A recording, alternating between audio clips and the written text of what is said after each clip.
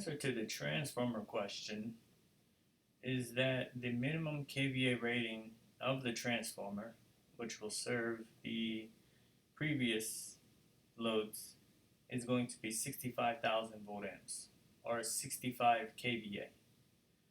Therefore, supposing that the transformer is pulling, obviously, if it's supplying 65,000 volt amps, then the primary side current is going to be 9 amps approximately. As far as the secondary side current, it's going to be 271 amps. So we can see by this relationship that due to the higher voltage on the primary side, we have a lower current for the same kVA, and for the secondary side, we have a higher current for the same kVA.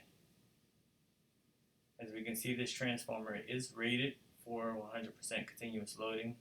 So basically, the total kVA is just basically the sum of the maximum demand of the dwelling unit and also the sum of the maximum demand of the 15 kVA for the common building. So as we can see, here's our answers. Hope that you enjoyed it.